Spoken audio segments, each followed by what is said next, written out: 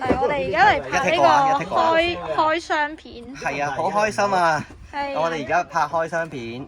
sorry。係啊。呢邊仲正啦，一台。跟住咧，講解下先。咁呢個咧係一個日本製啦，咁 gas 嚟嘅。咁個原理係點樣做嘅咧？講一講個原理先嚇，因為我好中意講原理嘅。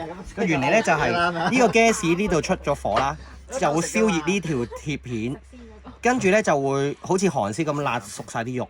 咁而佢有個 gimmick 嘅，就係呢啲罅咧就係咧啲油咧會跟住呢啲坑門滲翻落去，跟住呢度有啲水咧，啲油咧就會冷卻啦。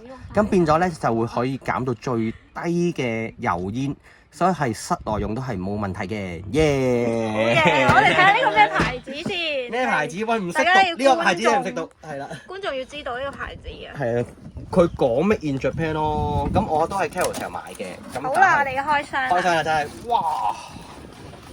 哇！呢個盒掉佢先，有說明書，咁就唔好掉住，接住先。跟住就好啦，開咗佢先。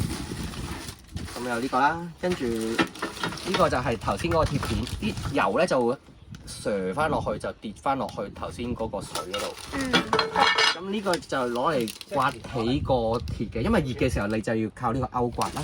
呢個就係個水坑槽啦，呢個就係。我哋嘅蝦仲喐緊，好誇張。鮑魚啊！係有鮑魚仔啦，跟住就有個 gas 啦，就係咁。咁我哋唔拍㗎啦，我哋攞去食嘢玩㗎啦，其實而家係。好啊。好啦，拜拜。拜拜。